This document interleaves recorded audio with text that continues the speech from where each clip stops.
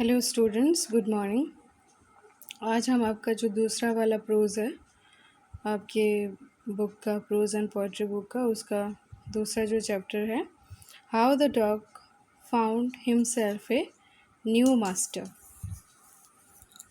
इसके बारे में पढ़ेंगे। So before you read, you may know that the dog and the wolf are close related. आपको पता ही होगा कि डॉग और वुल्फ बहुत क्लोज रिलेटेड हैं।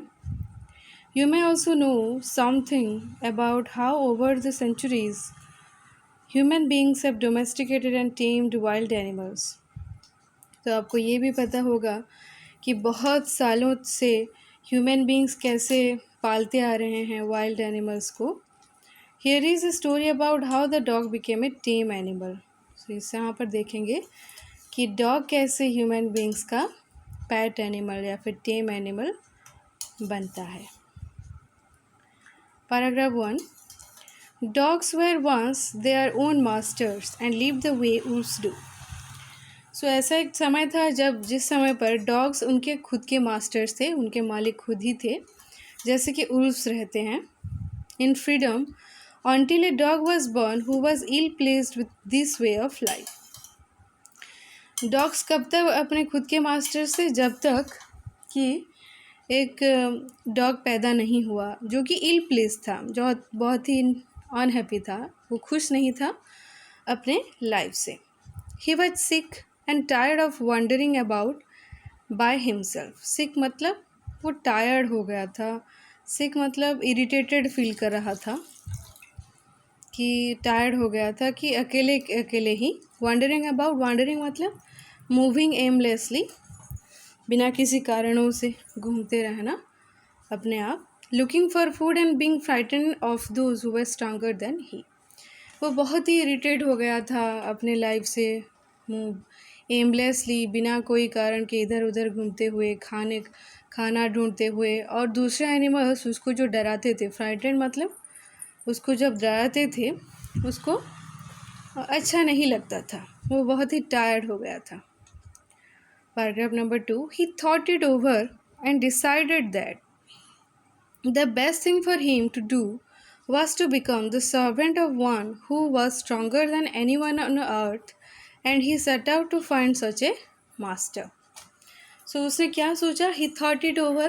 उसने इसके बारे में सोचा और डिसाइड किया, डिसीजन लिया कि उसके लिए बेस्ट थिंग क्या होगा? To do was to become the servant of one who was stronger than anyone on earth. So उसके लिए बेस्ट क्या होगा कि किसी का सर्वेंट बन जाना, किसी का सेवक बन जाना जो कि अर्थ में सबसे किसी दूसरे एनिमल से स्ट्रॉन्गर है।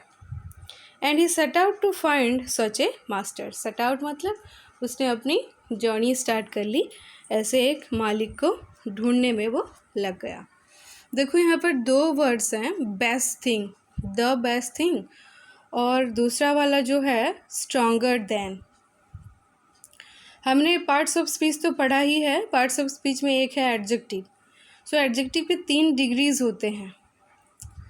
पहला है पॉजिटिव, दूसरा है कंपैरेटिव एंड तीसरा है सुपरलेटिव डिग्री। ये जो द बेस्ट थिंग है ये सुपरलेटिव डिग्री में है, जो कि सबसे ज़्यादा अच्छा। जब हम किसी चीज़ को सबसे बहुत सारे लोगों से तुलना करते हैं और सबसे ज़्यादा अच्छा बोलते हैं, वहाँ पर सुपरलेटिव डिग्री यूज़ होता है। और कंपैरेटिव डिग्री कहाँ यूज़ होता है? जब हम दो चीज़ों की कंपैरिजन करते हैं, तुलना करते हैं, और उसमें से किसी एक को अच्छा बोलते हैं। यहाँ पर जो स्ट्रॉन्गर देन यूज़ हुआ है वो है कंपैरेटिव डिग्री। अभी हम देखेंगे paragraph number 3. He walked and he walked and he met a kinsman of his, a big wolf who was as strong as he was fierce. So वो चलता गया और अपने मालिक की तलाश में। He made a kinsman of his. Kinsman मतलब old fashion word for a relative. किसी रिलेटिव को हम किन्समैन बोलेंगे। उसका जो रिलेटिव था वो कौन था? A big wolf who was as strong as he was fierce. Fierce मतलब वायलेंट, फ्राइटिंग, बहुत ही डरावना था और स्ट्रॉन्ग भी था। Where are you going dog? वो बोलता है डॉग को, तुम कहाँ जा रहे हो dog? The wolf asked, I am looking for someone to take up service with. Looking for, ये भी एक फ्रेजल वर्ब है। पहले हमने एक फ्रेजल वर्ब देखा कि सेट आउट, ये दूसरा है लुकिंग फॉर। लुकिंग फॉर मतलब सर्चिंग, मैं ढूंढ रहा हूँ एक ऐसे आदमी के लिए जिसकी मैं सर्विस कर सकूँ, सेवा हमें लग सकूँ। Would you like to be my master wolf, क्या तुम मेरे मालिक बनना पसंद करोगे? I don't see why not. So wolf बोलता है कि मुझे तो ना बनने की, ना बोलने की कोई रीज़न नहीं दिखाई दे रही है।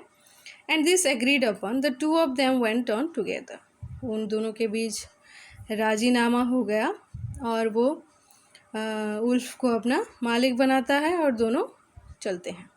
Then paragraph number 4, they walked and all of a sudden the wolf lifted his nose, sniffed, darted quickly off the path and into the bushes and crept deeper into the forest। यहाँ पर कुछ words हैं जो कि आपको meaning समझना ज़रूरी है। they walked, वो दोनों चलने लगे। and all of a sudden मतलब बहुत सडनली क्या हुआ, the wolf lifted his nose, अपना नाक उठाने लगा वो। स्निफ्ड मतलब आवाज़ कर करके ऐसे स्मेल करना, सूं सूं करके स्मेल करना। डार्टेड क्विकली मतलब मूव्ड क्विकली, सडनली वो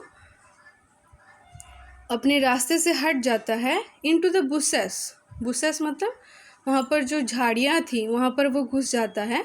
crept deeper into the forest, जंगल के बहुत घने जंगल में वो धीरे धीरे क्रीपिंग करके चला जाता है। क्रीप का पास्ट टेंस यहाँ पर क्रेप्ट है, जहाँ जो कि होता है जैसे बच्चों जैसे मूव करके जाते हैं ना धीरे धीरे, उसको क्रेप्ट बोला जाता है। वो डर के मारे वहाँ से चला गया। कौन? Wolf. The dog was much surprised, dog बहुत ही आश्चर्य हो गया। What comes over you, master, आपको क्या हो गया master? What has frightened you so, आप क्यों इतना डर गए? कौन सी चीज़ ने आपको इतना ज़्यादा डरा दिया? Can't you see there is a bear out there and he might eat up both us, you and me. Can't you see, क्या तुम्हें दिखाई नहीं दे रहा है? वहाँ पर एक बियर है जो कि हम दोनों को खा सकता है, तुम्हें और मुझे। Then paragraph number 5, seeing that the bear was stronger than the wolf, the dog decided to take up service with him and he left the wolf and asked the bear to be his master. So उसी वक्त dog ने decide कर लिया कि beer Ulf से ज़्यादा stronger है। सो उसने क्या किया, उसने डिसाइड कर लिया कि वो सर्विस करेगा, किसका? बियर का सर्विस करेगा। सो उसने उसी वक्त ही उल्फ को छोड़ दिया और बियर को उसने अपना मास्टर बना लिया। The bear agreed to this readily, वो खुशी से राजी हो गया। And said, let us go and find a herd of cows, चलो चलते हैं। ए हर्ड ऑफ, ये एक कलेक्टिव नाउन है जहाँ पर हम एक ग्रुप ऑफ काउस को समझेंगे। I will kill a cow and then we can both eat our fill, अब मैं एक काउ को मार दूंगा और हम दोनों पेट भर के खाएंगे। They walked on and soon saw a herd of cows, वो चलते गए और देखा कि एक ग्रुप ऑफ काउज हैं। But just as they were about to come up to eat and they were stopped by terrible noise. Just as they were about to come up to eat, जब वो उन cause के पास आने ही वाले थे तब क्या हुआ, वो लोग एक टेरिबल मतलब एक भयंकर आवाज़ सुनकर वो लोग रुक गए। The cows were mooing loudly, mooing मतलब the sound of the cows जो आवाज़ करते हैं उसको मूइंग बोला जाता है। वो ज़ोरों ज़ोरों से मूइंग करने लगे, चिल्लाने लगे। And running in a panic in all directions, panic मतलब फियर, वो डर के मारे इधर उधर दौड़ने लगे। The bear looked out from behind a tree and then he to ran hastily deeper into the forest. From behind a tree, वो जो बियर था वो एक पेड़ के पीछे जाके छुप गया उस आवाज़ को सुनने के बाद। देन ही टू रेन हास्टिली, हास्टिली मतलब बहुत क्विकली, वो भी दौड़ दौड़ के वहाँ से जंगल की ओर भाग गया। देखो यहाँ पर पिक्चर दिया गया है, आवाज़ को सुनने के बाद काउस कैसे इधर उधर दौड़ रहे हैं और बियर यहाँ पर पेड़ के पीछे छुपा हुआ है। Okay students, we shall see the rest part from page number 20। पेज नंबर 20 से हम दूसरे वीडियो में देखेंगे। सो आज आपको क्या करना है, जो वर्ड्स हैं उनको आपको मीनिंग कॉपी में लिख देना है और उसको मेमोराइज़ करना है। पूरे सारे चैप्टर्स के वर्ड्स आपको याद करने हैं, ना कि पेज नंबर 19 तक। ये आपका आज का होमवर्क है। हम जो रेस्ट पार्ट है और क्वेश्चन आंसर है वो दूसरे वीडियो में डिस्कस करेंगे। Thank you, bye.